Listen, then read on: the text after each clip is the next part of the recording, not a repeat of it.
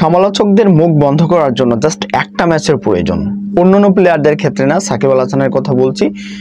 চারটা ম্যাচে ব্যর্থতার পরিবৃত্তে ঘুরপাক খাচ্ছিলেন সাকিব। অবশেষে অ্যান্টিগুয়া বারবুডা ফ্যালকনসের হয়ে অসাধারণ এক ম্যাচ খেলেছেন। বল হাতে 3টি উইকেট পেয়েছেন এবং ব্যাট হাতে রান করেছেন 18 বল থেকে 25 রান।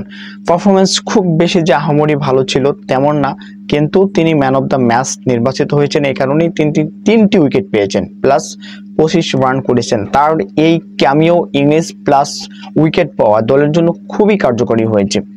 এই যে এত সমালোচনা মিডিয়া জুড়ে হচ্ছিল, হঠাৎ করে যখন তিনি ম্যান অফ দ্য ম্যাচ নির্বাচিত হলেন, সেই দিনটাতে সাকিব আল হাসান এক অনন্য কীর্তি করলেন। স্বীকৃত টি-20তে 500 উইকেট প্লাস 7000 রান, মানে পৃথিবীর আর কারোর নাই। ডানহাতি বলেন বাহাতি বলেন কারোরই নাই, এবং বাহাতি স্পিনার হিসেবে 500 উইকেট, সেক্ষেত্রেও পৃথিবীর আর কারো নাই, সাকিবের আছে।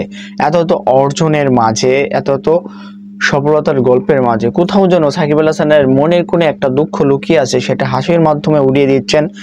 মাত্র 5 থেকে 6 মাসের এমপির যেই পার্লামেন্টের এমপি ছিলেন, সেখানে হয়তো বা 1 মাস কাজ করেছেন, তিনি এখন দেশে আসতে পারছেন না। আপনারা কি ভাবছেন সাকিব আল হাসান এর এই দেশে আসা না আসা নিয়ে?